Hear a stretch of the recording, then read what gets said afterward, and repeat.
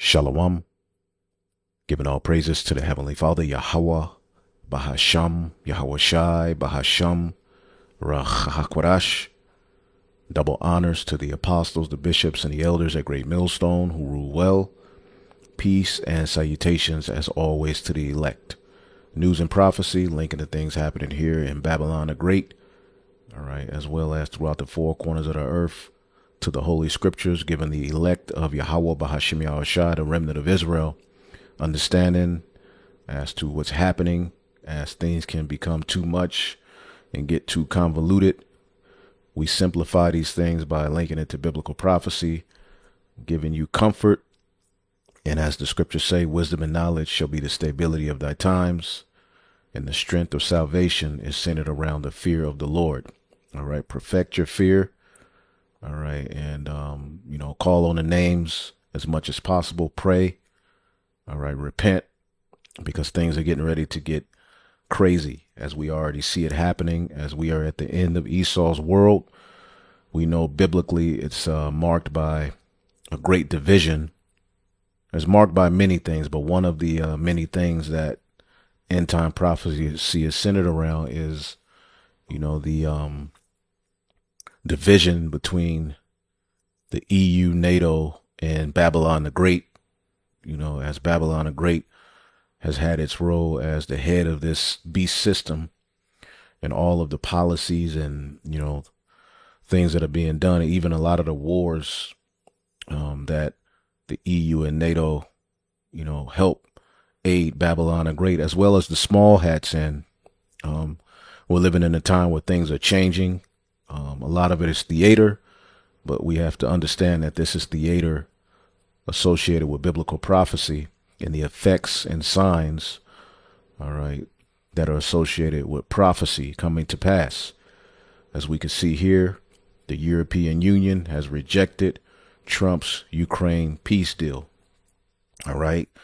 And this is one of many disagreements that you are seeing in these latter days between the EU, the beast, all right, and the whore, America. All right. There's also disagreements with NATO. This thing called America, this whole MaGa movement is divided and separated, which we'll get into some of that as well. And these devils are on their way out. Okay. The only way to end these particular conflicts is war. And that's just how Esau Edom gets down. Okay. And the elites, all right, are at odds. They all agree on the concept of the New World Order, but who's going to lead the pack? Who's going to have what? Who's going to, be at the head of the whole AI, fiasco. They don't agree on a lot, and things are getting ready to get out of hand. Okay. Now let's get the book of Daniel, the 7th chapter and the 19th verse. Okay. Because we know that the fourth beast is Rome, but in the latter days, Rome would be revived as well as its vassals. Okay. And that's fulfilled in Babylon the Great, the new modern day Roman Empire, as well as the vassals or subordinate, countries that make it a beast system. Okay. This is the book of Daniel 7:19. It says, "Then I would know the truth of the fourth beast, which was diverse from all the others, exceeding dreadful, whose teeth were of iron," meaning the Roman military Because remember, Esau, Edom, was blessed with the sword and his nails of brass, which devoured, all right, going into their, great, powerful military, which has now been revived, all right, and it's even more immaculate, okay?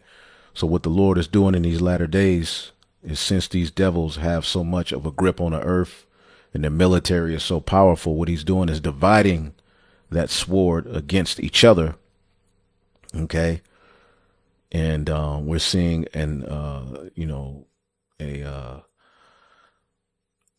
decay from the inside. So, to put it in simple terms, we're seeing decay of the beast system from the inside. Even over here in Babylon the Great, you're seeing decay from the inside. It said, was devoured and break in pieces and stamped the residue with his feet. And this is what Rome was able to do. Remember, Rome is what gave this beast system its seat, power, and authority. It started with the Greeks, all right, but Rome is what gave them their dominant power and name in the earth. And we know that, the Western Roman Empire fell, all right, but the Renaissance period marked, all right, the revival of those Greco-Roman principles in the earth.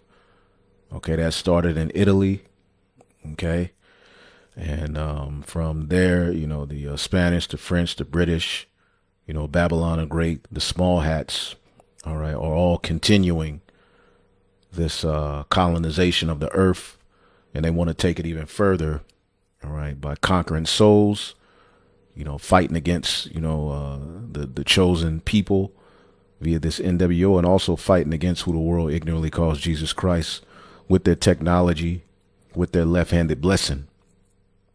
It says, in the 10 horns, which symbolize the EU, which is now made up of about, 28 countries, okay, which were in his head, and the other which came up, and before whom 3 fell. Now in, the ancient time, all right, these 10 horns were speaking of the vassals, all right, or the subordinate countries that align themselves with Rome.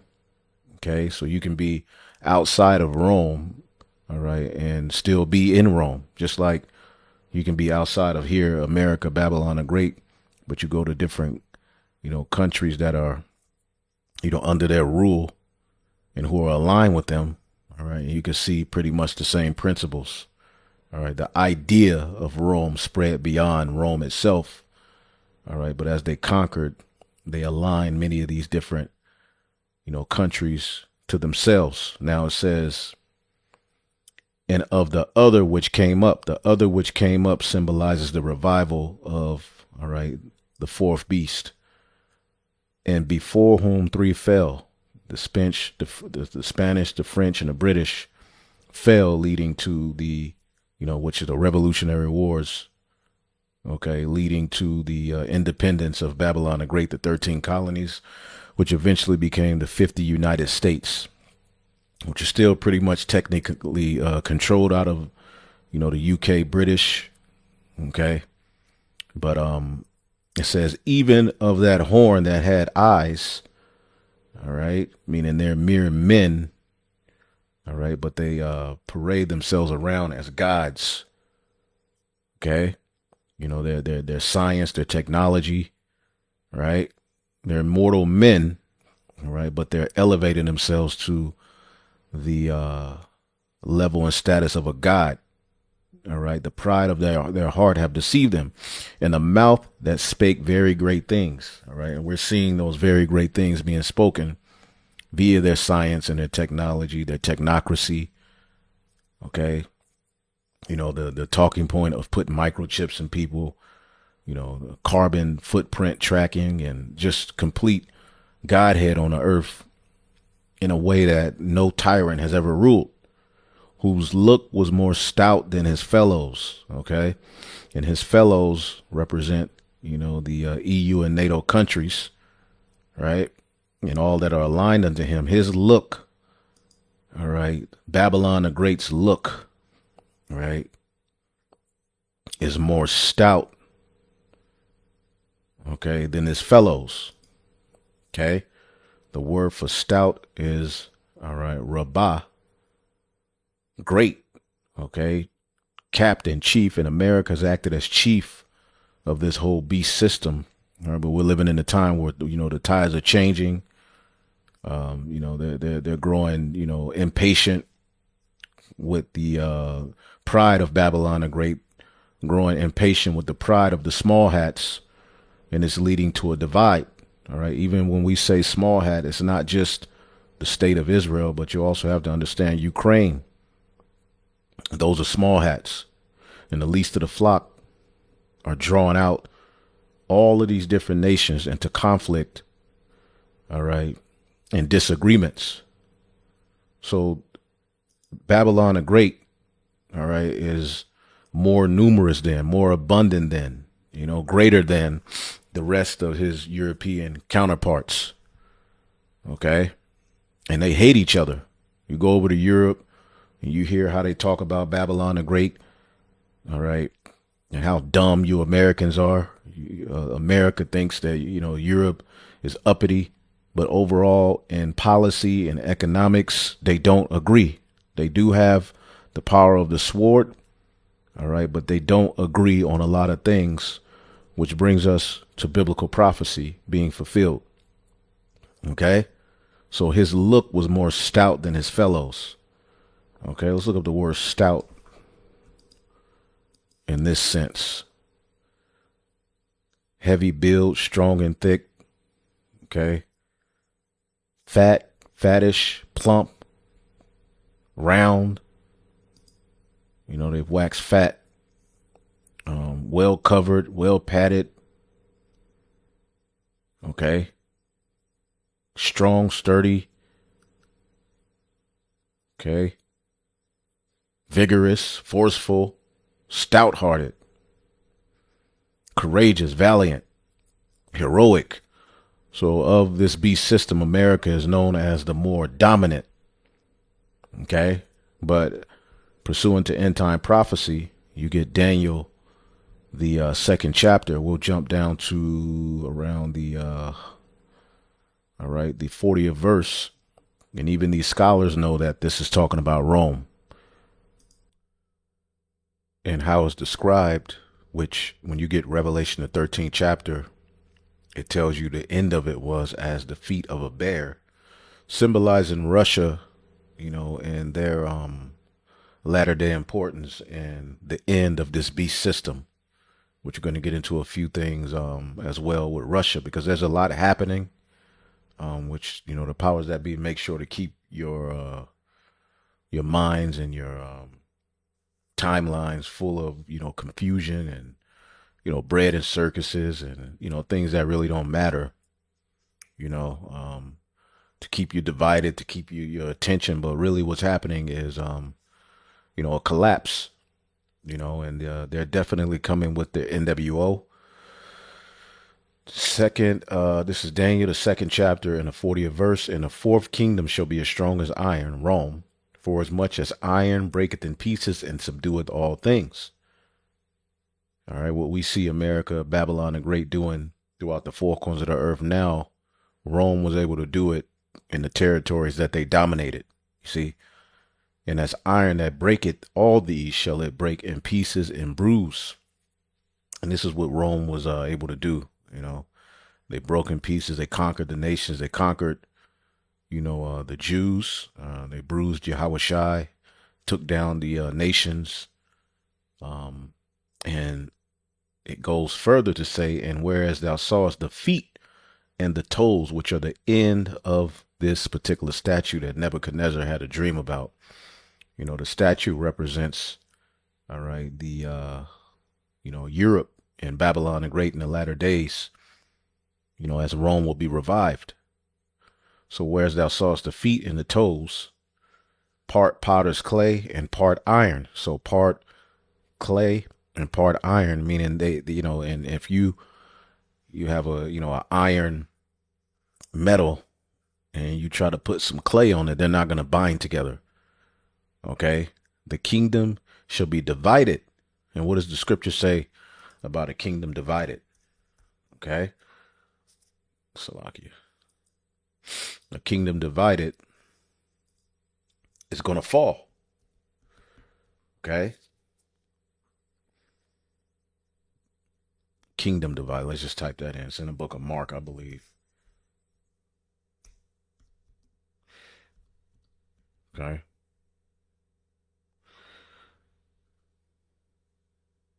This is a good one. Yeah, Matthew 12 and 25. And Yahweh knew their thoughts and said unto them, every kingdom divided against itself is brought into desolation, and every city or house divided shall not stand. Okay. You know, Mark 3 and 24 is a good one. Okay. So get it in the NLT. And we'll get right into these articles and these videos. Try to get through it. Mark 3 and 24, a kingdom divided by civil war will collapse. And we're seeing infighting and civil war amongst these devils, man. Okay. That's what we're getting ready to get into. Okay. Whereas thou sawest the feet and the toes, Daniel 2 and 41, part of potter's clay and part of iron, the kingdom shall be divided. See, it shall be divided. But there shall be in it the strength of the iron, which is the sword. They're blessed with the sword, but it's divided for as much as thou sawest iron mixed with miry clay.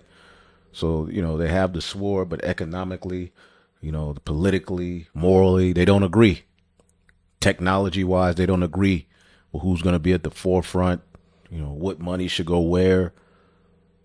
You know, you got America balking at, you know, Nato saying y'all need to put, you know, more money into the pot for, you know, defense. You know, the NATO and the EU are tired of all of these useless, endless wars, started by Babylon and the small hat. You know, it's just, you know, it's just a complete divide. Okay, the kingdom shall be divided. Okay, and when you look up this word divided in the Hebrew, it's peleg or palag, to divide, to be divided. Okay, to be split. Okay, let's get the book of Obadiah.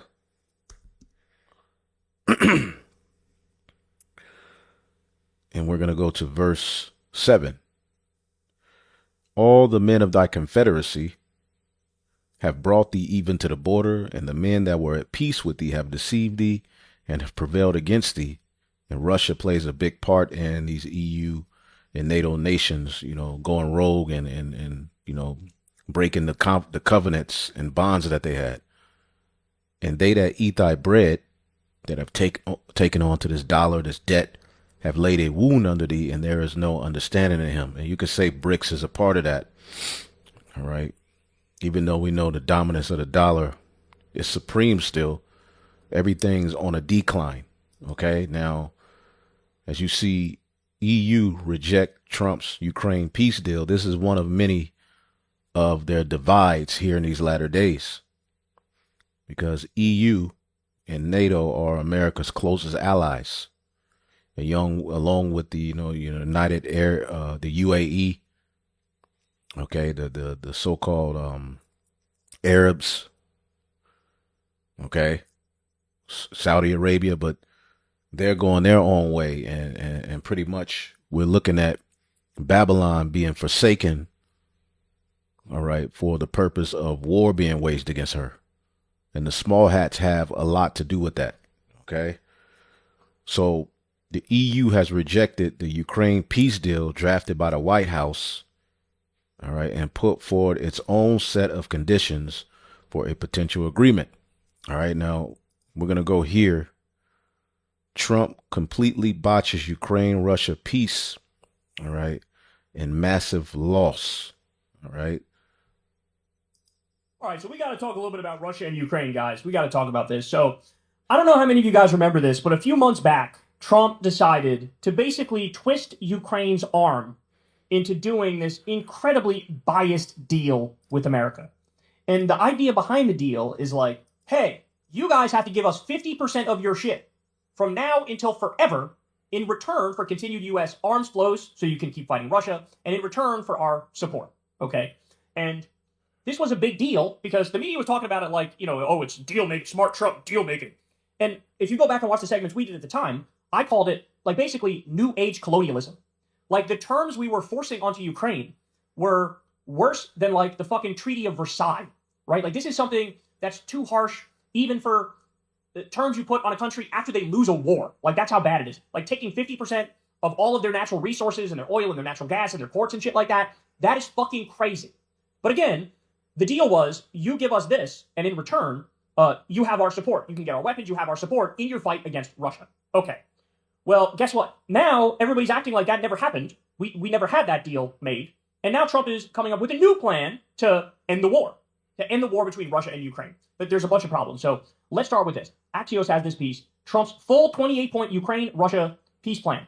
President Trump's 28-point plan for peace in Ukraine would force Kyiv to give up additional territory in the east, additional territory that Russia doesn't have now, cap the size of its military, and agree will never join NATO, according to a draft obtained by Axios and verified by a Ukrainian official, a U.S. official, and source familiar with the proposal. The U.S. side is pushing Ukraine to make a deal on an aggressive timeline, and despite the plan including proposals Ukraine has repeatedly rejected up to now, President Zelensky is not ruling it out. A senior White House official acknowledged the plan is not easy for Ukraine, but said the U.S. believes the war must end, that if it doesn't, Ukraine is likely to lose even more territory.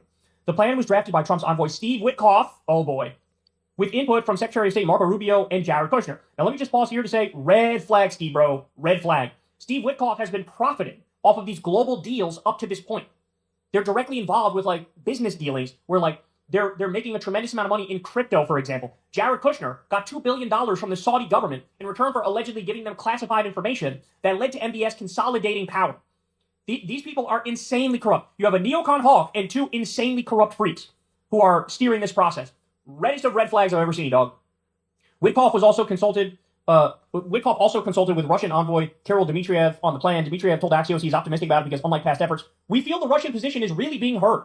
President Putin has not publicly endorsed the plan. After meeting with Dmitriev, Witkoff and Kushner also discussed the plan with Zelensky's national security advisor, Rustem Umerov. U.S.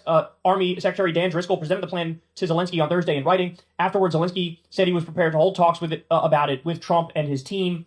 They go on to say something chilling, which is like, oh, we're going to solve this just like we got a ceasefire in Gaza. Okay, yeah, but right. That was fake. That wasn't real. 1,500 buildings in Gaza have been destroyed since the fake ceasefire. Hundreds of Palestinians have been killed since the fake ceasefire. Just yesterday, dozens of Palestinians were killed in airstrikes. It's not real. It's fake. So this, again, Democrats, don't let them get away with this bullshit. This is kayfabe. This is acting. This is not real. Okay, so what's in the deal? Well, what's in the deal is, like we said, 28-point peace plan. And right off the bat, Kyiv has to cede additional territory. Ukraine has to give up extra territory. To me, right off the bat, that's unacceptable. That's unacceptable. That goes above and beyond just to, like, freeze the lines where they are now. It's like, no, you actually have to retreat from other areas that are currently Ukraine and give that to Russia. Okay. Cap its military at 600,000 personnel. Supposedly Russia, has, a blackmailing on Donald Trump. Okay, I don't know the truth of it, but supposedly, Putin has the goods on, Trump's freakiness.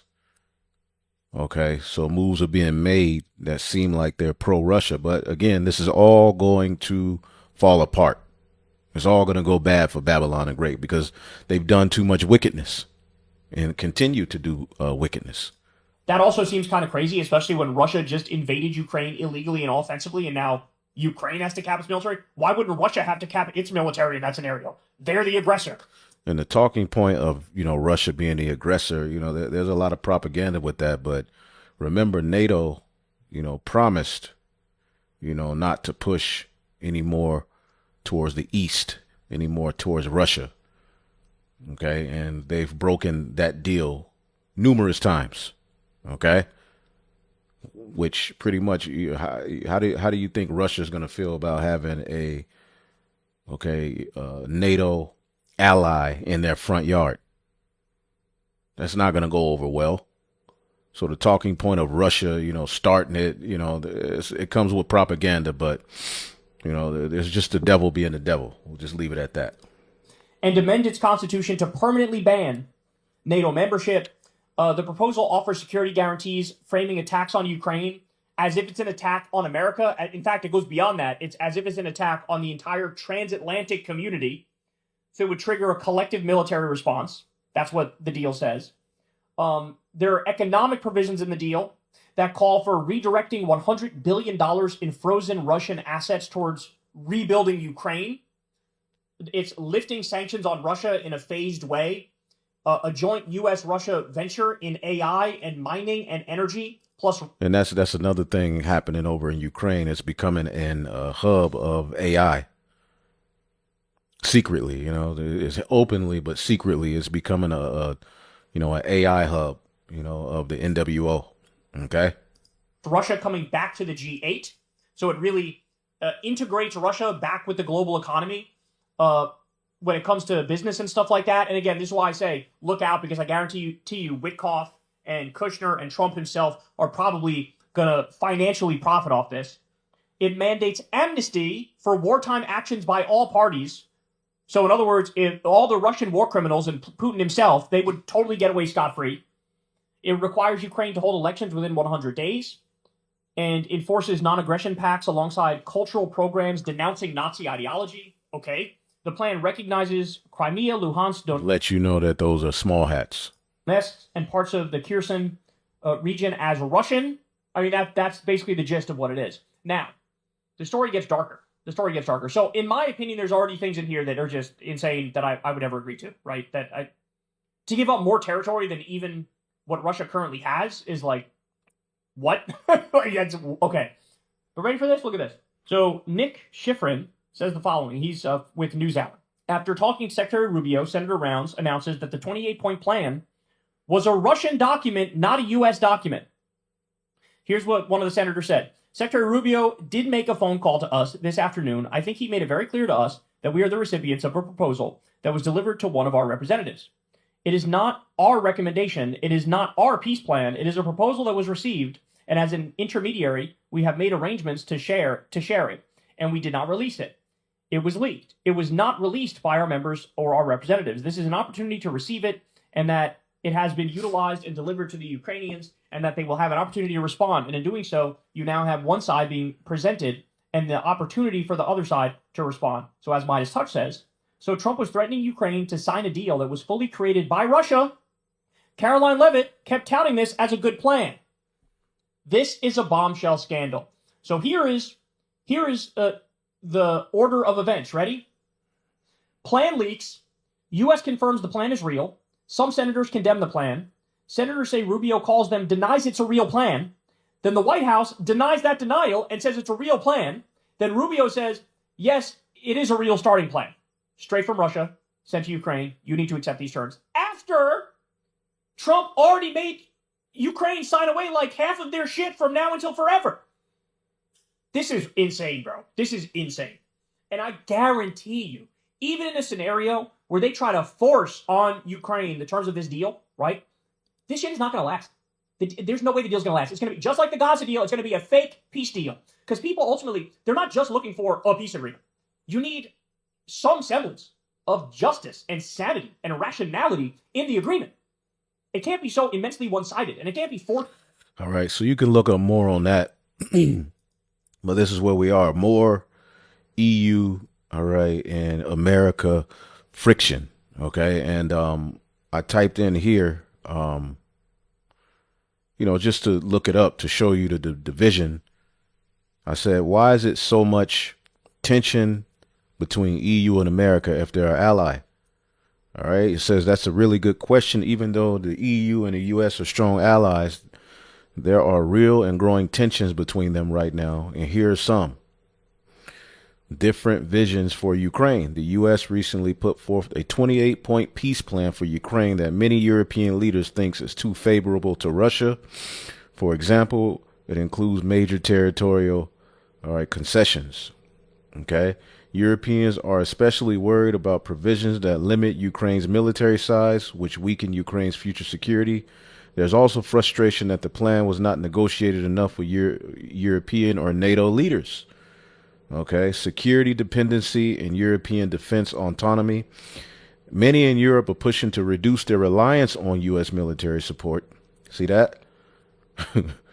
Because it comes with a whole hell of a lot of their money going to the budget, just so Babylon can go and pretty much start all of these wars and do what they do. All right, the hammer of the earth. For example, the EU's Readiness 2030 strategy aims to boost EU defense capabilities and encourage more buying of European-made weapons. Okay, and I have an article on that, I believe. Okay, what the hell? The EU wants to break its security dependency on the US and buy more European weapons. Okay, and this is what we read about in the book of Obadiah. Let's go back there. Okay, the men that were at peace with thee are looking for a way around you. All right, Obadiah verse 7. Your allies will turn against you. They will help to chase you from your land. Okay, and as we're going to show you in Revelation, the 17th chapter, okay, the EU nations are going to turn on Babylon, all right, as they're going to be forced, because as things, as, you know, let's just say America, takes away, its presence, and the EU has to depend on their own military and their own weaponry. Okay, well, eventually they're going to be a sitting duck. They're not ready to go to war with Russia. So what they're going to do is side with Russia prophetically, as many of these countries are doing. They will promise you peace, okay, in this European and in this, confederacy they have, while plotting to deceive and to destroy you. Your trusted friends will set traps for you, and you won't even know about it. At that time, not even, all right, a single wise person will be left in the whole land of Edom. All right, Babylon. Basically, the Lord has a reprobate spirit on the leaders of Babylon, leading them to do things that are not conducive, all right, to its kingdom and its stability. So the EU wants to break its security dependency on the US and buy more European weapons. And of course, what will Babylon do? They will laugh at that. They will mock at that. You're nothing without us. Because remember, America's look is more stout. Okay. Going back here, just to show you a few things that are going on. All right. It says some NATO and EU officials worry that the EU might build defense structures that compete with NATO, which is historically US led. Okay. There's a broader strategic question. How independent should Europe be, especially when the U.S. commitment can be unpredictable? So there is, it's volatile. It's not this strong alliance that it once was. Burden sharing and military spending pressure. The U.S. has long pushed NATO allies to spend more on defense, according to recent EU and NATO reports. This remains a point of friction, because Europe is under pressure to do more for its own defense. Some leaders see the U.S. as expecting too much without enough shared cost. Okay. Competing global priorities. The U.S. under the Trump administration seemed to be shifting its focus towards its own borders in Asia. All right. Everybody's preparing for war. Okay. It says, which makes some European countries concerned about U.S. Role being reduced in European security, because they rely heavily on Babylon. At the same time, Europe is trying to chart its own path on global security and economic issues that can lead to misalignment when big decisions are on the table. All right. Peace plans, defense strategies, lust and legitimacy concerns. European leaders have expressed concerns that U.S. proposals for Ukraine could undermine European strategic interests or bypass European input. Some former NATO officials say these strains could, in the long run, erode the coherence of the transatlantic alliance. Okay, so the war in Ukraine, which again, those are small hats. The scriptures say, let's get it here real quick. Let's do it like this, because we got to come back here to the Daniel 2. But the least of the flock, okay, which is not just Israel, but Ukraine. As you can see, they're at the point of contention. Okay. Jeremiah 49:20. Therefore, hear the counsel of the Lord that he hath taken against Edom, and his proposals that he have proposed against the inhabitants of Teman. Surely the least of the flock shall draw them out. Surely he shall make their habitations desolate with them. And you can see the least of the flock. Okay. And when you look up this word least, right, I'll show you something, which I've brought it out before. Because when you deal with the state of Israel and these small hats, pretty much, they became what they are. It started, around the, 1800s, where they started to, take some of the, go from Europe and different, parts of, Germany and Poland to, Israel, the first Aliyah, the second Aliyah, so forth. But, in 1948, the Balfour Declaration and everything like that, Tazayar,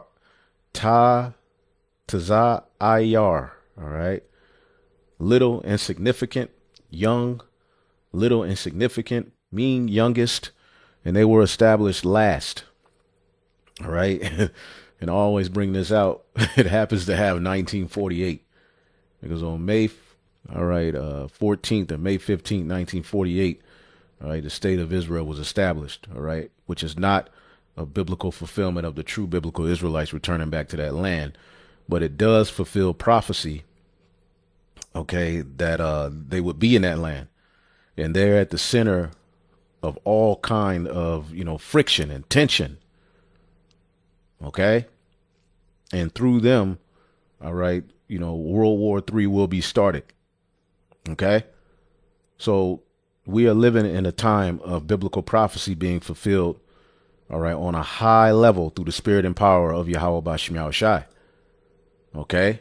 So the EU and America have tension. Okay. The US EU tech tension, escalation or diffusion. Okay. So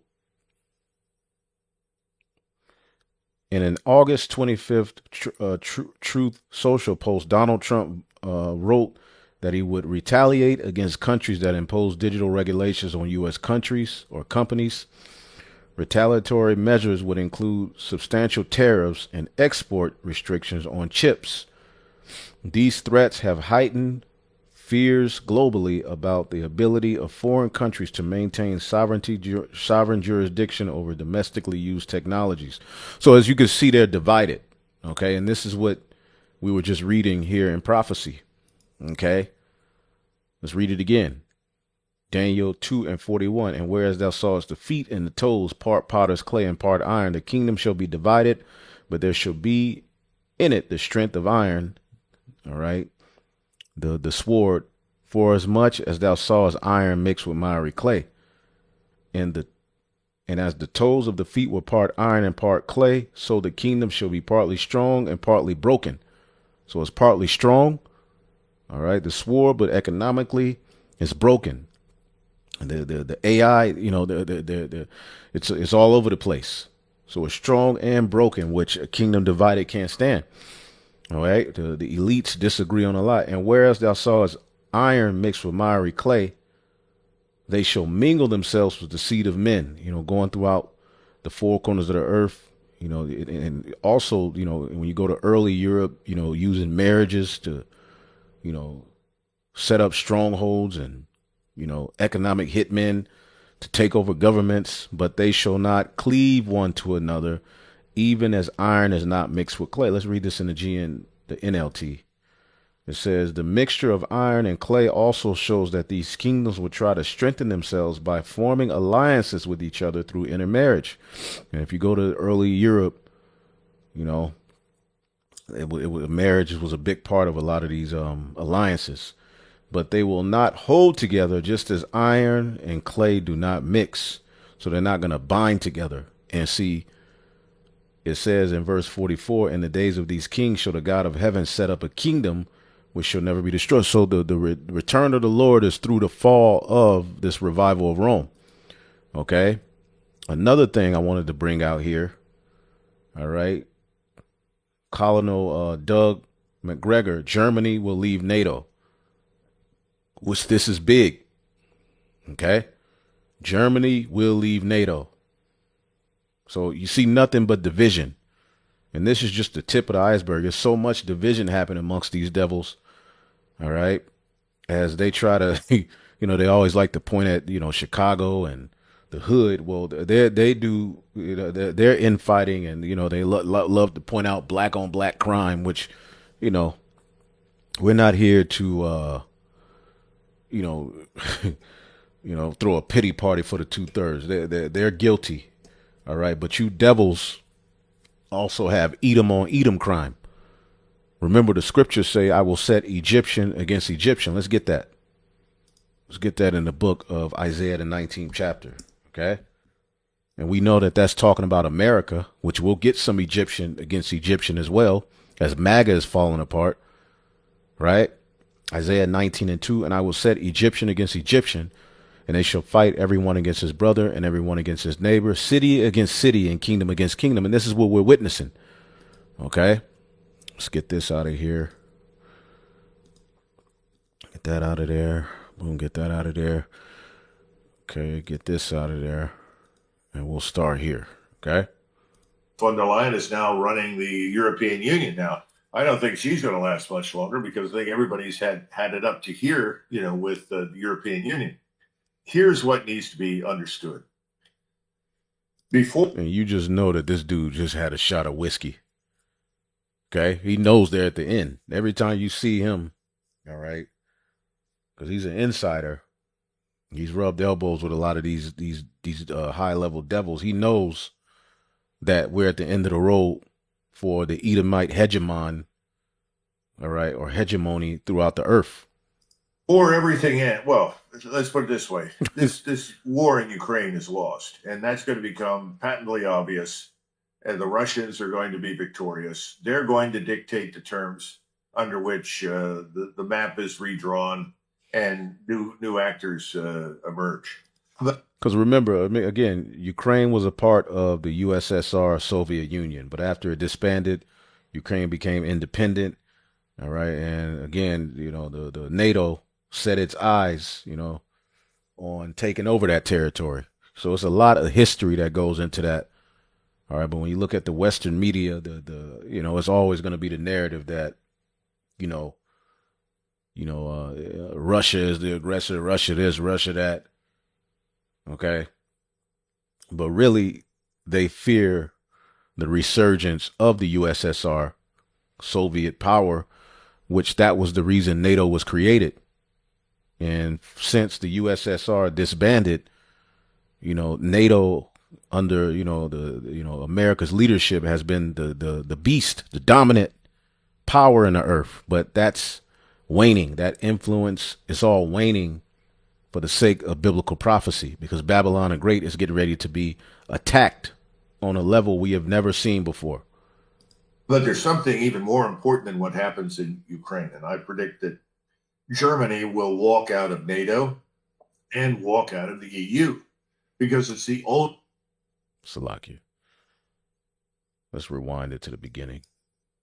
Von der Leyen is now running the European Union now. I don't think she's going to last much longer because I think everybody's had it up to here, with the European Union.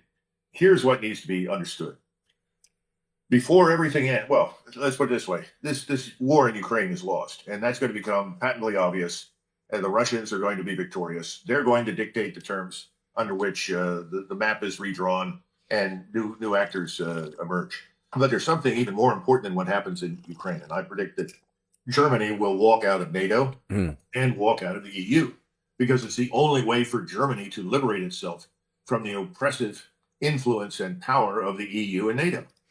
Remember, many of your guests have said this, and people always chuckle over it. I always thought it was deeply offensive and thought it was dead wrong. But this was the attitude in Great Britain and France and the United States, and that is NATO exists to keep the Russians out and the Germans down.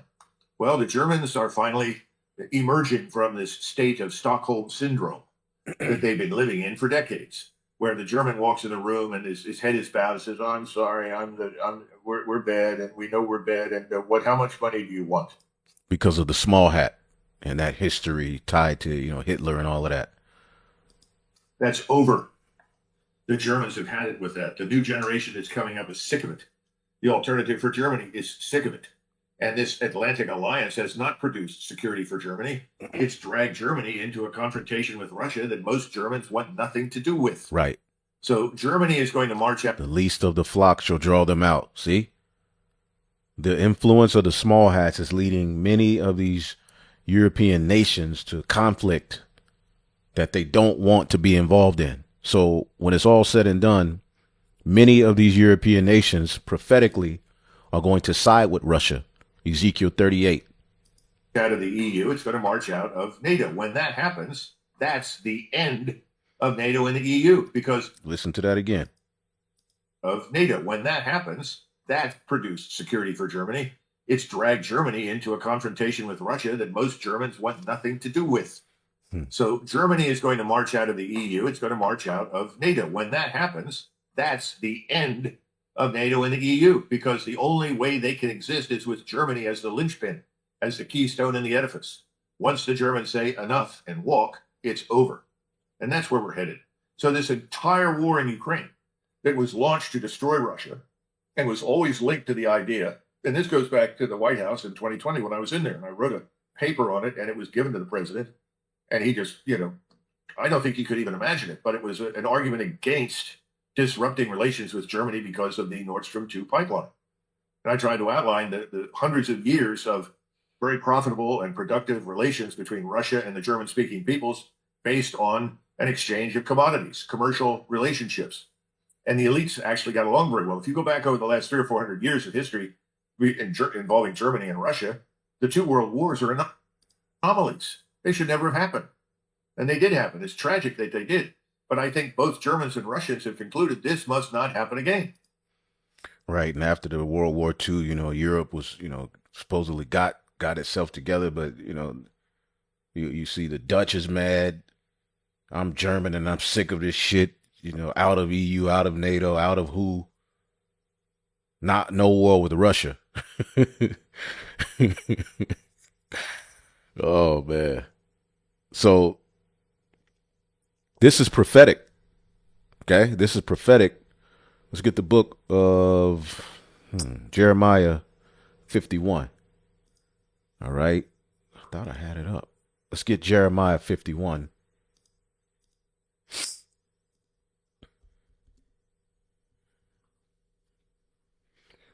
Okay, and 27.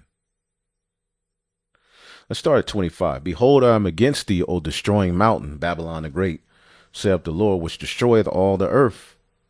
And I will stretch out mine hand upon thee, and roll thee down from the rocks, and I will make thee a burnt mountain. This is what's coming for Babylon the great. And they shall not take thee a stone for a corner, nor a stone for foundations, but thou shalt be desolate forever, saith the Lord. So, nations that once depended on you, and you were, the more stout of your Edomite counterparts, in Europe and, so forth, you're not going to be for a stone for a corner. Okay. Which that's what holds the building together. All right. Like Yahweh Shah is the chief cornerstone. Okay. Where everything is built around that. Well, America was that for the Edomite, hegemon. Okay, if you let's look up the word hegemon. All right, hegemony definition is leadership or dominance, especially by one country or social group, all right, over others. See that? So that was Babylon. Jeremiah 51 and 27. Set ye up a standard in the land, blow the trumpet among the nations, prepare the nations against her, call together, all right, against her the kingdoms of Ararat. All right, Ararat is Turkey. Okay, Ararat is Turkey, Mini, or Armenia, Ashkenaz, Germany. Okay, these were the Japhetic lands that were taken over by Esau. Okay, appoint a captain against her, cause the horses to come up as the rough caterpillars. So Ararat, Turkey. Okay. Many, Armenia, Ashkenaz. You say the Ashkenazi Jew. All right. That goes to small hats that came from the area of Germany, Poland, and so forth. all right, and went over to, a region of the promised land and said that they, and when they were, that whole thing was set up with the Balfour Declaration and all of that, right? But Ashkenaz, all right, Turkey, which those are, the parts of NATO, right? Ashkenaz in Germany is also a part of the EU. They're going to turn on, all right, Babylon, and they're going to join this captain against her, which is Russia. Prepare against her with the nation of the kings of the Medes. The king of the Medes symbolizes what? Okay, the Russia, because when you look up an ancient USSR map, it is in the territory of the ancient Medes, where they ruled out of, which the Medes were a Japhetic people. Okay, the Medo-Persian Empire. Okay, the USSR borders the territory where the Medes ruled. So prophetically, when you see the Medes, all right, for an example, let's get Isaiah 13. Let's just type it in like that. It was Isaiah the 13th chapter. All right.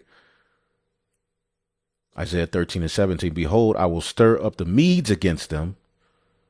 All right. Japhet has no play in end time prophecy. It's speaking of those who would be ruling out of this territory in the latter days. Okay. Behold, I will stir up the Medes against them, which shall not regard silver. As for gold, they shall not delight in it. And I thought I had like a damn map. Let me see if I can find it. I thought I had it. Let's see here.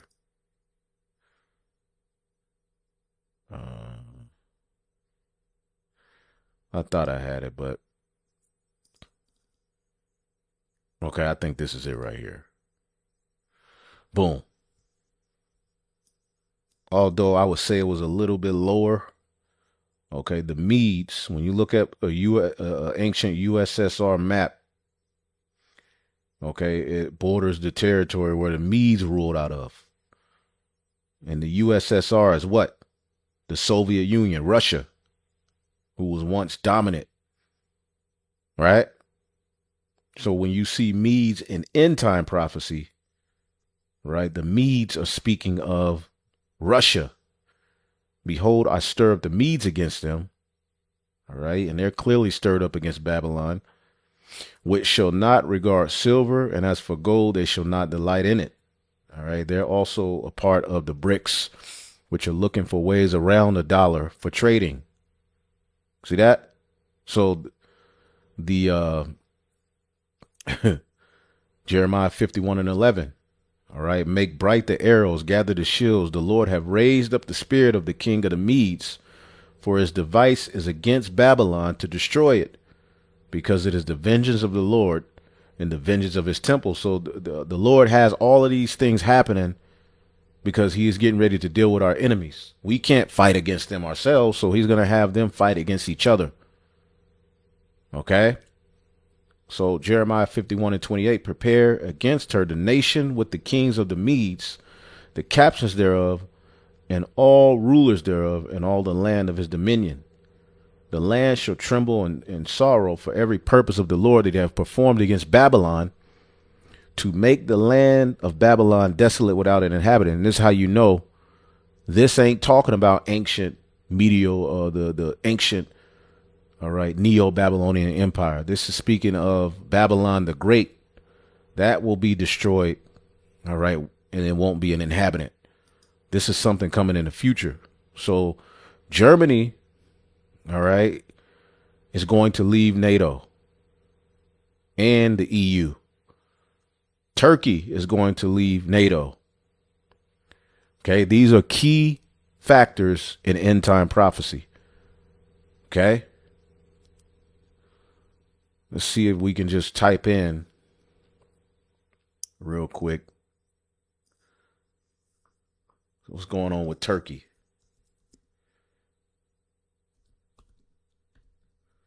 Turkey NATO tensions. Let's just see what comes up. Okay, so it's all, there you go. You can look it up. Okay, allies at odds, mapping the drivers of Turkey, NATO tensions between 1991 and 2023.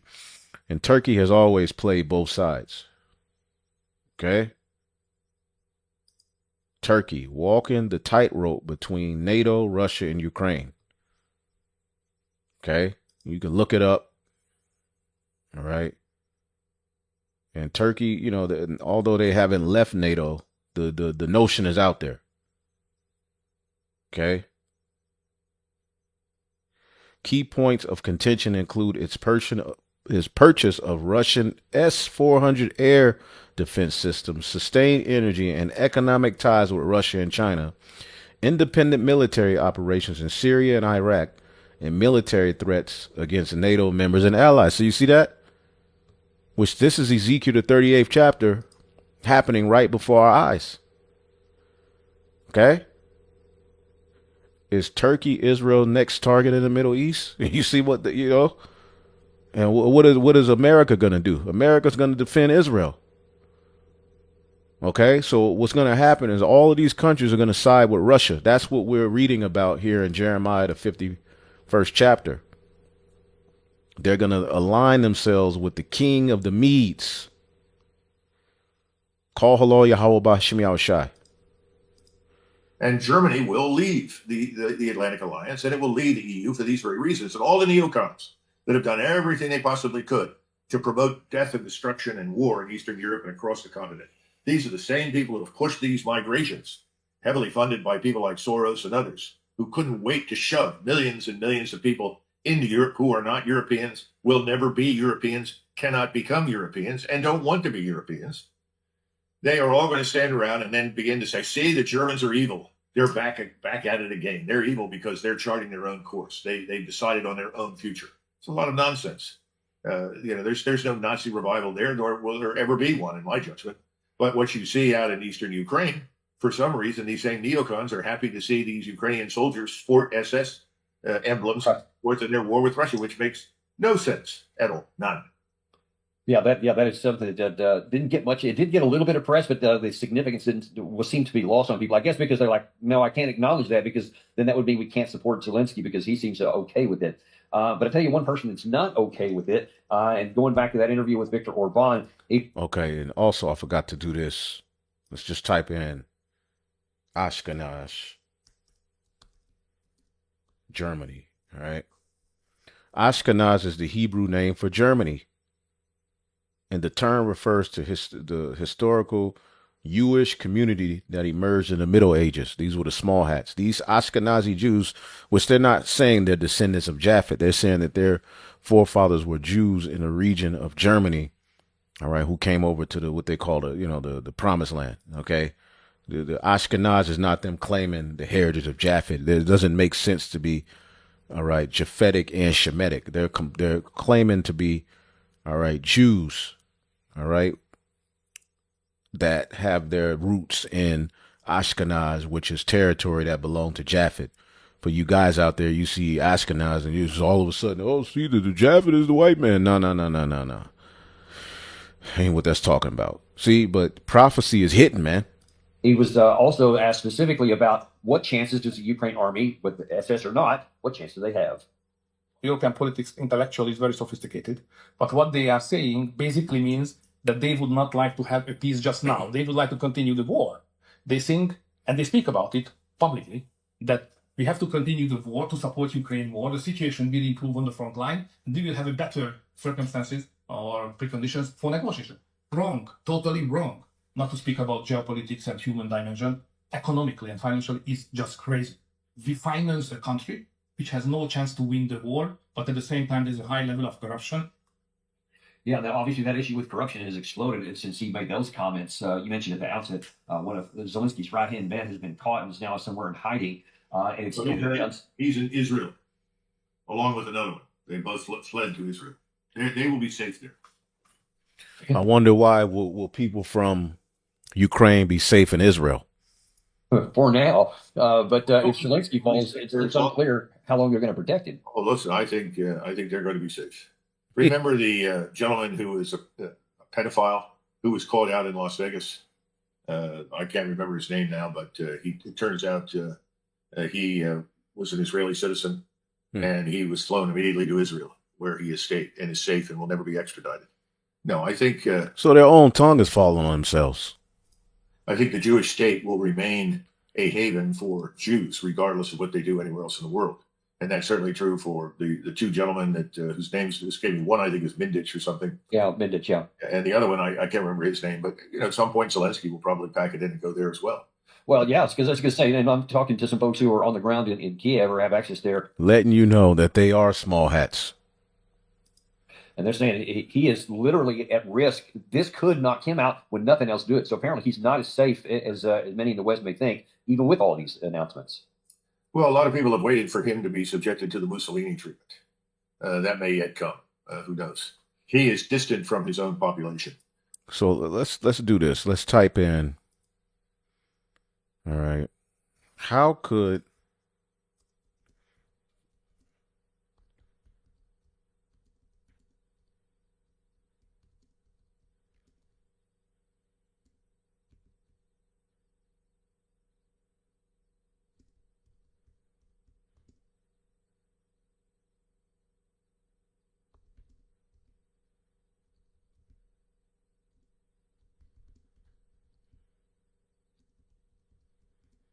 So I just typed in, it's just a roundabout question, see what it says, because chat has changed. They're getting more control of it. But I said, how could Ukraine and Israel lead, all right, to World War III amongst nations like Russia, America, etc.? Let's see what it says. See what it says. You're listening anyway. All right, they're listening to everything. Here's a clear, sober explanation of how conflicts in Ukraine, Israel, Gaza could theoretically escalate into a wider global conflict. Not predicting World War III, but explaining the pathways. All right. Why these two wars are dangerous flashpoints. Ukraine war, Russia versus NATO, support for Ukraine. Okay. This conflict is already the largest conventional war in Europe since World War II. All right, direct NATO-Russia collision. All right, yada, yada, yada. Nuclear threats. Israel-Hamas war. So it's a lot, all right? And, I don't feel like really reading through it all. But as you can see, I'll read through it, I'll read through it and probably do another lesson. But, yeah. The least of the flock, right, could draw out all of these various different nations to war. And that's what the book of Ezekiel, the 38th chapter, is centered around. Okay? All of these nations join hand in hand with Russia, which that's what Germany's going to eventually do. See if he mentions it, but I don't think he will. Let's see. What no one here in the West is told, and you can only hear this from people who are on the ground over there, or Poland, or in Russia. There are some Germans that will tell you this. I think one of them is named Baba. This was a German journalist. I listened to him, and he said the same thing. The population has turned decisively against this war with Russia. They know this has to end before there's anything left. That's where they're headed right now. And the other thing is that Ukrainians living in the western part of Ukraine are also coming around to understanding that whether we like it or not, that government that emerges after this war in Kiev must be friendly to Russia. If it isn't, the Russians will march all the way to where we are, right up to the border with Poland, if necessary, to secure their country. We have never recognized Russia's legitimate national security interests in Poland, in Ukraine. Right. Never done it. And we don't seem to understand, as a result, we, more than anybody else, are responsible for this bloodletting.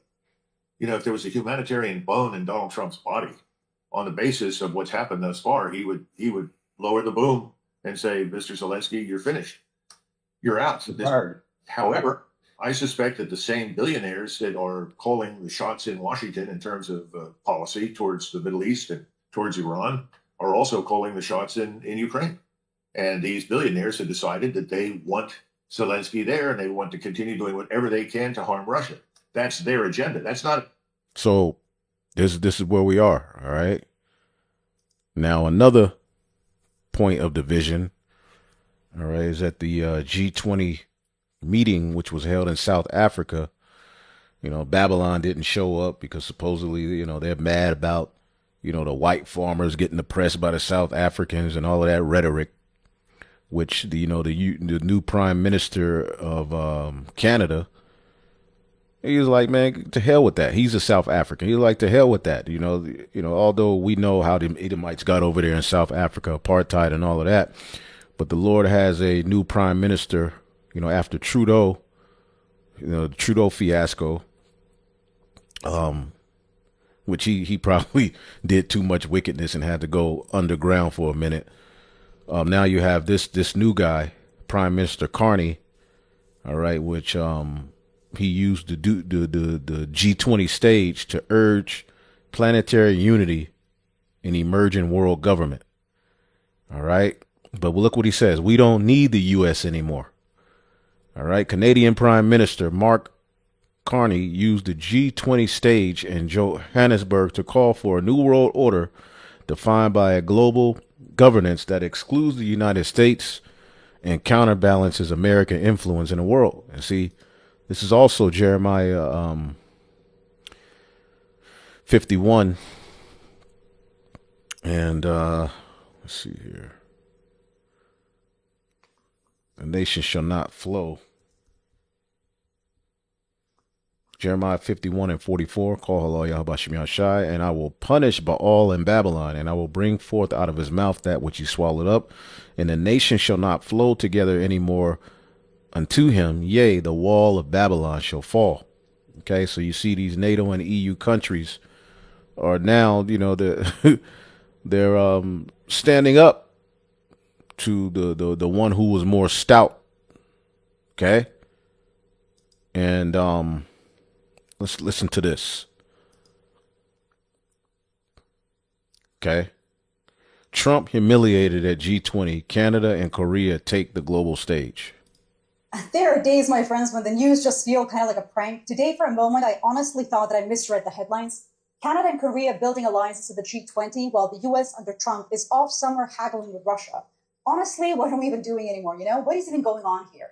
In this video, I want to show you how the rest of the world is simply moving on without the US at the center, why Canada and Korea of all nations are suddenly steering the conversation, and why America, or at least Trump's America, is being left out in the cold. We'll look at three themes: how the G20 revealed a new global reality, what Trump's shadow diplomacy with Russia says about American decline, and the quiet way everyday people, even food culture, are leaving old superpowers behind. Before we dive in, a very quick note, but hard to overstate the symbolism. Canada and Korea, not the United States, out front at the G20, forging deals, forming coalitions, drawing up new maps of influence, and the United States is absent in any meaningful way, except, of course, for the photo ops with Russia. Mark Carney, Canada's prime minister, and a figure who in another era might have been seen as a junior partner to Washington, stood up and said almost flatly, the world can move on without the US. And he's kind of right, right? The G20 this year represented 3/4 of humanity, literally 2/3 of global GDP, 3/4 of global trade, all of it without the US at the center. Now, there is a strange dignity in watching a country like Canada, so often cast as America's polite neighbor, gently but firmly state that there is another table and everyone is invited except the loudest guest. Korea, too, no longer content to be the world's factory, now shaping culture, commerce, even cuisine, with a kind of confidence that feels almost subversive.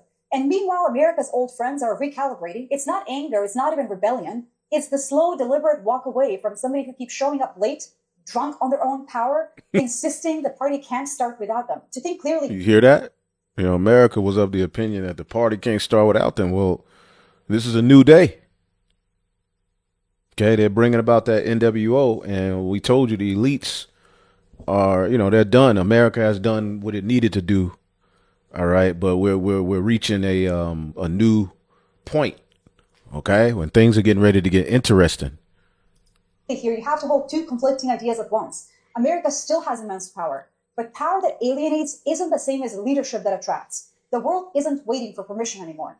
Now, if you want a single scene that captures the mood, picture this. As the G20 quietly redraws global alliances, Trump's people are sitting in Miami with Russian envoys, hammering out a Ukraine plan so lopsided it may as well have been faxed in from Moscow. This is not just bad optics, I have so much to say on this topic. It's a reversal for decades of American foreign policy. The supposed deal being floated would force Ukraine to cede territory, shrink its military, and ban NATO troops, essentially a wish list written in Cyrillic, presented to Zelensky with an ultimatum: take it or lose US support. Come on. If you're Canadian, Korean, or frankly from any country that remembers the 20th century, this moment is chilling in its historical resonance. For years, the United States was the anchor of Western society, the voice in the room that kept the darkness at bay. Now it's a shadow, negotiating with adversaries in broad daylight, asking allies to take it or leave it. I can't help but imagine the ghosts of old Republicans, Reagan, Eisenhower, staring in disbelief. It's the kind of reversal that punishes both emotional thinking and apathy. You want to look away, the consequences won't really let you. And here's what most remarkable in my opinion, the rest of the G20 barely flinched. European leaders, Canada, Japan, and the so-called Group of Seven simply issued their own statement, rejecting territorial concessions, reaffirming Ukraine's right to defend itself, and moving forward without waiting for U.S. approval. A good critical thinker doesn't just ask what happened, but who benefits from you reacting a certain way. If Trump's America is willing to act as Russia's back channel, what does that mean for anyone who still believes in the old alliances? The rest of the world is just not waiting to find out. Now, amid all of this geopolitical drama, something else is shifting almost invisibly. Power these days isn't just military or economic, it's also cultural. It's soft power, the kind that makes people want to buy your products, watch your shows, or taste your food. And I think Korea understands this. While American diplomats are busy issuing threats and tariffs, Korean delegations are teaching the world to cook, literally. At the G20, Korea's first lady is running cooking demos in South Africa, part culture. So as you can see, America's losing its influence. America's on its way out, man. And prophetically, when you get Revelation, the 17th chapter, okay, which we have a lesson on this whole chapter. Okay, Revelation 17 and 12. Let's see here. Let's just jump. Okay, here we are. Yep, Revelation 17 and 13. These have one mind and shall give their power and strength unto the beast. So these European nations gave, their strength to the beast system to forward Babylon, but now, they're seeking to do their own thing, okay, or looking out for themselves as pertaining to this new world order. These shall make war with the Lamb. All of these nations are going to make war with Yahweh Shai upon his return. Okay, so it's not like they're righteous, Russia included. All right, but the Lord is using them for a very important part of prophecy. And the Lamb shall overcome them, for he is Lord of lords and King of kings. And they that are with him are called and chosen and faithful. And he said unto me, the waters which thou sawest, where the whore sitteth, are people and multitude and nations and tongues. As we were reading in Jeremiah 51, everything flowed through Babylon. Okay. Let's see here. Jeremiah 51 and 44. And I will punish Baal in Babylon, and I will bring forth all out of his mouth which he swallowed up. And the nation shall not flow together any more unto him. Yea, the wall of Babylon shall fall. Okay. And as you see here, Babylon the Great, all right, was the dominant force, all right, where everything flowed through. All right. Revelation 17 and 16, and the 10 horns, all right, the EU, all right, which thou sawest upon the beast, these shall hate the whore, and shall make her desolate and naked, and shall eat her flesh and burn her with fire. For God hath put it in their heart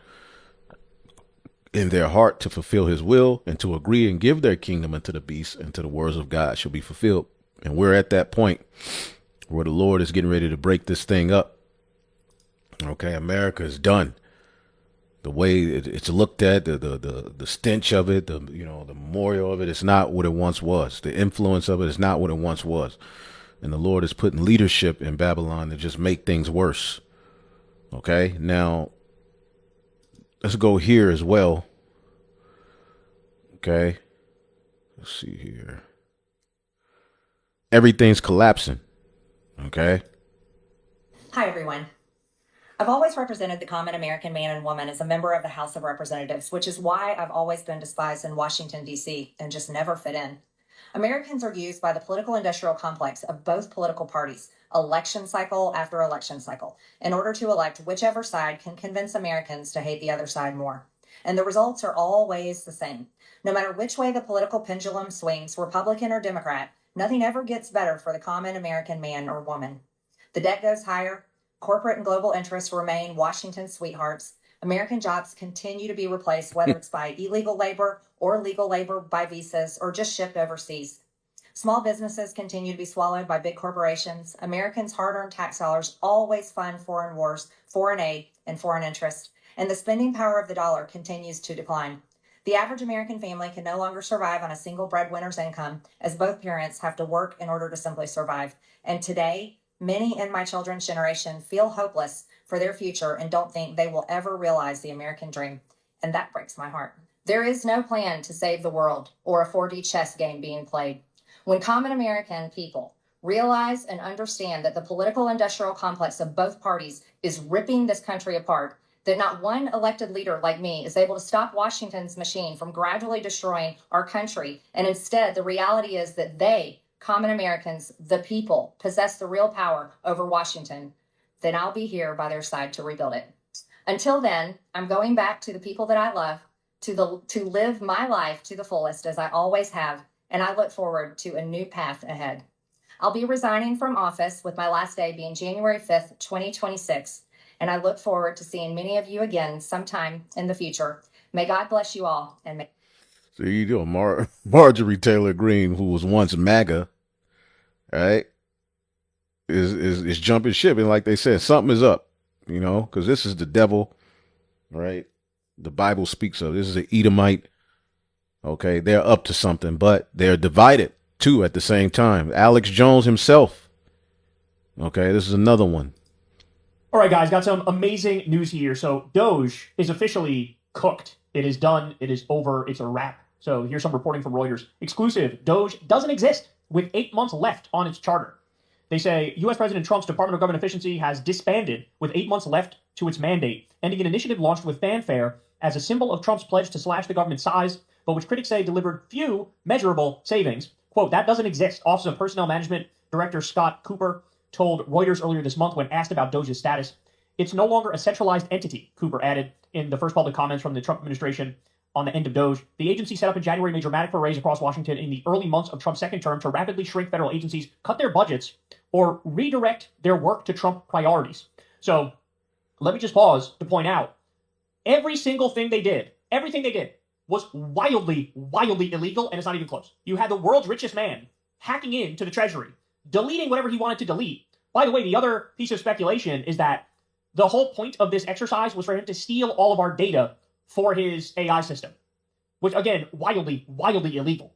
So he left a trail of devastation and destruction, while at the same time somehow managing to not save any actual money in the long run. So they continue here and say, the OPM, the federal government's Human Resources Office, has since taken over many of Doge's functions. According to Cooper and documents reviewed by Reuters, at least 2 prominent Doge employees are now involved with the National Design Studio, a new body created through an executive order signed by Trump in August. So they're through. He is through, man. I mean, everything is falling apart. Even Alex Jones. So as you all know, Marjorie Taylor Greene decided to resign the other day, and that came as a surprise to a lot of people. And I get it. It makes sense that some people are shocked, but I have to be honest, I was not that surprised. And I wasn't that surprised because she doesn't have a base anymore. There's no base for her anymore. A person who she just defended endlessly, turned on her and called her a traitor to the country. She was getting death threats. I don't think she wanted to spend the next however long, being a total simp to a guy who refers to her as a traitor. So I kind of get where she's coming from. Now, I think in the long run, I do think she's going to try to get back in politics. It's possible she just sort of taps out and says, I'm going into media. But I'm really more of the mindset she's either going to run for the Senate or she's going to run for president, maybe more likely president in 2028. She wants to be the future of MaGa. She wants to claim the mantle of, like, I'm the true MaGa. And she thinks she can stay relevant enough by, doing media until 2028. So that's my guess as to what's going on here. But I'm not surprised she wanted to go because she really put herself in a corner, right? I mean, and this is a tale as old as time. There's been, a dozen examples of Republican politicians who started to break with Trump. And then, once they do and he fires back, eventually they say, you know what, I'm out. I'm done. I'm not doing this again. Jeff Flake comes to mind. And like I said, there's literally like 10 or 12 others that, it was Republicans stood up to Trump, then retired. So same kind of thing happened here. But what's extra crazy about it is that Marjorie Taylor Greene, she voted 95% or more with Trump. And even that is not okay. Why? Because God forbid you want the Epstein files released. God forbid you say some critical words of Israel. You are not welcome in the MaGa movement. Remember, Epstein is a Democratic hoax, but it's also totally real, but the Democrats are the only ones who are guilty. This is what he does. He contradicts himself all the time on it. But don't criticize Israel. Don't say you want to release the Epstein files. You're persona non grata. He's done with you. Which Epstein is a small hat too. Okay. And so she ended up resigning. So first, let me give you a little reminder. Here is part of her resigning video. So we already, showed you that. But Alex Jones, all right, which he tried his hardest to keep defending Trump, but sees this. And Alex, he's been on this thing lately where it's like, we got to stop having a MaGa civil war. We got to come together. We got to get Nick Fuentes and Ben Shapiro to be buddy-buddy. We got to work it all out. Trump, why are you going after MTG? She's a loyal soldier. She's just saying, I disagree with you in a nuanced way on certain issues. So he's been out there trying to play peacemaker, sort of like a Matt Walsh role. Matt Walsh is getting cooked by the Groivers. And he's like, hey guys, why can't we all just get along? Why can't we all realize the common enemy is the left and let's just fight the left and stop? See, MAGA's through. Esau's done, man. The Esau Edom is finished. He's finito. Okay? He's through. So the only thing he got left and going for him is that sword. Right? And he gonna draw it. All right? But they're gonna draw it on each other too. Okay? Going after me and Ben Shapiro, please. And the Groivers are like, fuck you fucking sell out, working for a Jew. That's what's happening. So Alex Jones is playing a similar role to Matt Walsh. Hey guys, why can't we all get along? By the way, I love the idea that Mr. fucking anti-establishment, Mr. conspiracy outsider guy is playing fucking cheerleader and mediator from within the Republican tent. The governing coalition of the country, the ultimate representative of the establishment is now Alex Jones. But he comes out, and now he's having a moment because, as you all know, Trump's approval rating very low, 36%. He's really losing his grip. The whole country is fucking done with this guy. The economy is trash. He's starting all these new wars. So everybody's like, ugh, gross. So Alex Jones steps in here. He's like, I don't know. I think I might be turning on Trump. I'm really close to turning on Trump, y'all. Here, let's watch. And I'm just going to say it point blank. I'm not a bandwagon person. I don't pile on when other people are doing something. I know NTG well. She's a woman of incredible integrity. Brought up to be poor, self-made, very successful construction company. A woman of great integrity. She announced last night that she is resigning. I predicted on the Tuesday broadcast. She didn't tell me this, but I've talked to her at length. And it sounded to me like she was throwing in the towel just because she can't be part of something that's, quote, the lesser of two evils. And she's very popular in her district. Wins by some of the widest margins of anyone in Congress. And we'll play her statement here in a moment. But that ties into all of this. But I'm not saying this because of what she just did. I'm going to have to reflect on this, and I'm going to have to pray about it, and I'm going to take a few weeks on it, I think. It's the most important thing to do, but I'm not a person that is normally conflicted. I have a lot of knowledge, a lot of depth, a lot of sources, a lot of context. And when I do get conflicted on something, I just have to go to God with it and pray about it a lot. And then go to that place that King David talked about, the quiet place, the Most High. And then I'm going to make my decision. And if God tells me tonight, I'll make my decision. But I am seriously inches away from not supporting Trump anymore. Because I am not going to watch him commit political suicide. Alex, who are you kidding, bro? You're a little bitch. Your ass is going to fall right back in line. You can do a show. You know what? I'm done. I'm off the Trump train. He's causing all these problems. I don't agree with what he's doing here, and here. But homie, where in fucking... It is 2025. You're telling me nothing he's done between 2015 and 2025 for a fucking decade. None of it made you go, you know what? I'm out. I don't like that one too much. None of it? Nothing. Now it's, because MTG is resigning. Now, you went too far, Don. You went too far. So he didn't go too far when he killed increased overtime pay for millions of people that Biden did and he undid. He didn't go too far then. He didn't go too far when he killed the $15 minimum wage for federal contractors that Biden put in place. He didn't go too far when he opposed the PRO Act and minimum wage increases. He didn't go too far when he destroyed the NLRB with anti-union picks to protect his billionaire fucking donors. He didn't go too far when he destroyed the CFPB, the anti-scam police. He didn't go too far when he outsourced hundreds of thousands of manufacturing jobs. He didn't go too far when he just decided, I'm going to cut taxes on the rich and raise tax on the bottom 90% of Americans. He didn't go too far when 2.3 million people lost their health care in his first term, and he just kicked 17 million people off Medicaid in his second term. When he froze the food stamp money for fucking millions of people, at the same time he cut 94 million pounds of food going to food banks, starving Americans while giving $40 billion to Argentina, that didn't go too far. Bombing fishermen in the Caribbean day in and day out. Bombing Iran illegally, bombing Somalia, bombing Yemen, all illegal, that didn't go too far. None of that went too far. Fucking setting up concentration camps Sending innocent people there where they get raped. That didn't go too far. You made MTG mad. And so I don't know. I'm really thinking about it, guys. I might actually do this. I might actually leave. No, you won't. No, you won't, because we... Hey, thou sayest, all right? Again, Isaiah 19:2. And I will set the Egyptians against the Egyptians, and they shall fight everyone against his brother, everyone against his neighbor, city against city, and kingdom against kingdom. And the spirit of Egypt shall fail in the midst thereof, and I will destroy the counsel thereof, and they shall seek to the idols and to the charmers and to them that have familiar spirits and to wizards. And the Egyptians will I give into the hand of a cruel lord, and a fierce king shall rule over them. And things are just going to get worse and worse and worse for Egypt, man. This place is through. Esau is through, man. Okay? The Trump MAGA coalition is made up of two main different movements. The ideological MAGA base, which is perpetually confused, and the tech authoritarian crypto bros, who know exactly what they want. Well, J.D. Vance is the heir presumptive of Trump, who qualifies by being the only such figure who straddles both of those camps. So, in theory, you would say he should be well positioned to glide into a MAGA. And J.D. Vance is set up by the technocrats. So the technocracy is coming very, very soon. See, Trump may not even make it, all right, to 2028. Okay?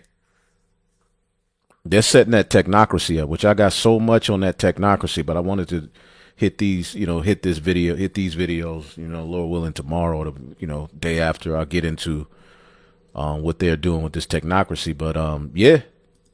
Presidency 2028. Coalition intact. Except that logically, those two halves have so little in common, say for Trump, you can just as easily argue the whole thing is a guaranteed train wreck. And that latter seems way more likely, because less than 1 year into Trump's second term, the strains are already showing big time.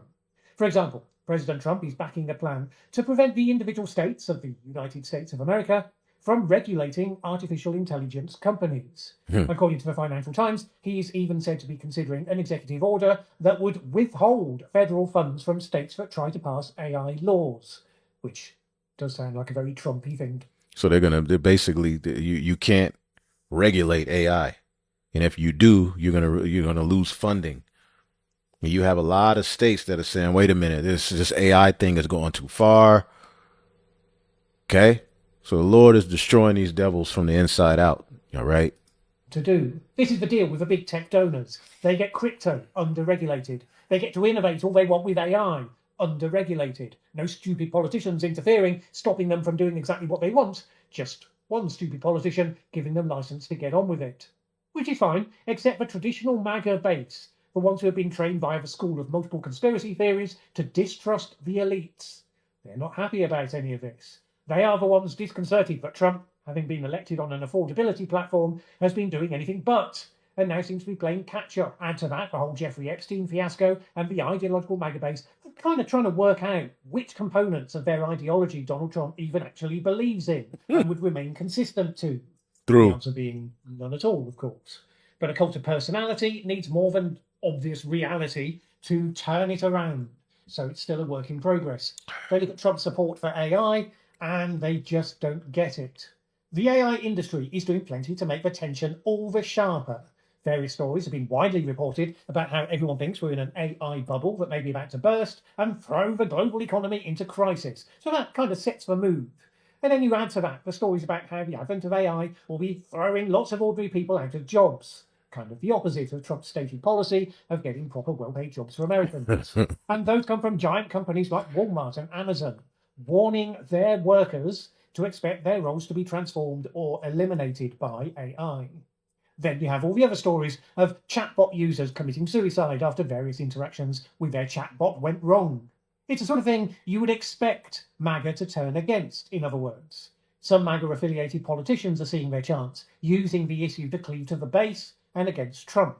Florida Governor Ron DeSantis, for instance, said the AI plan promoted by Trump was, quote, an insult to voters, and he complained that the proposal would, quote, prevent states from protecting against online censorship of political speech, predatory applications that target children, violations of intellectual property rights, and data center intrusions on power/water resources.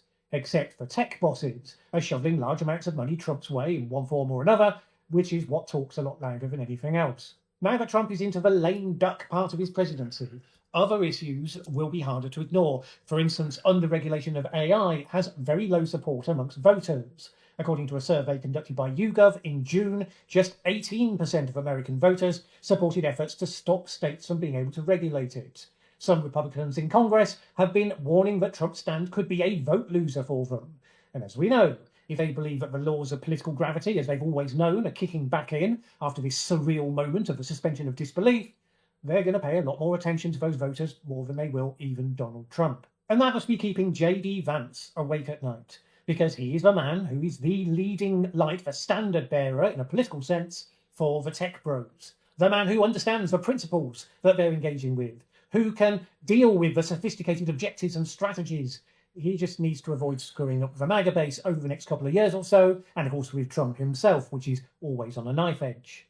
And as far as it's in his power to do so, preferably to prevent Trump from self-destructing the entire movement by doing something so dumb that even he can't get away with it. Can't say I fancy his chances. Democrats have been zoning in on Vance's relationship with Peter Thiel particularly, and the company that he leads, Palantir, which does the sort of things you would expect to make excellent framing for, shall we say, a corporate enterprise of your standard Bond villain. Uber MaGa guru Steve Bannon came close to that. He called Palantir a science fiction villain. Joe Rogan said Palantir was creepy. Nick Fuentes, who's currently living in the ideological purity end of the scale of awful, he said, seriously, if Palantir isn't the deep state, then what is? And Laura Loomer chimed in, accusing it of seeking to infiltrate the Trump administration to secure defense contracts, which is the sort of conspiracy theory that can actually be true. Sure. So it was all a farce. The bidding of the elite is being done. The collapse in the American economy, Constitution, it's getting ready to get bad. You know, Esau Edom is, you know, he's through. And they're bringing in that technocracy. UK scared Starfish trips over his own feet as he arrives at G20. Let's see if they show it.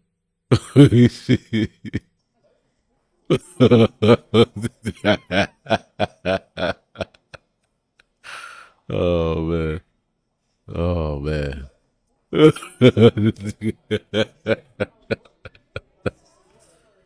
Woo! Yo, second Edge 6 and 9. What does it tell you? Esau is the end of the world, man. Okay, and all kind of stuff is coming out on these devils, man. Okay, it's over. Okay, it's over for these devils, man. All right, man. So I just wanted to, you know, bring out those things. I'm glad I got through it because I felt terrible at the start, but spirit is a little upbeat now. Musk claims AI will make work optional and money irrelevant. I wonder what that can lead to. So,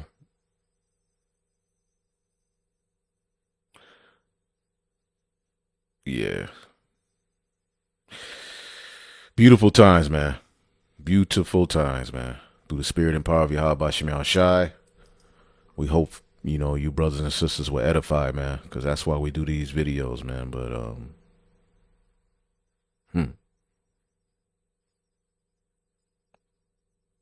wow.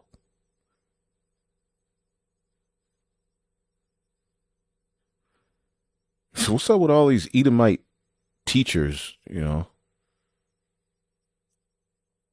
messing with students?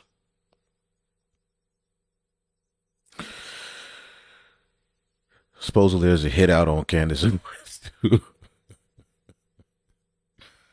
Sam Altman's eye-scanning orb startup says employers should only care about work for the good of humanity. What the hell is going on, man? All right, so let me stop. Hopefully I'll edify it on to the next. Shalom.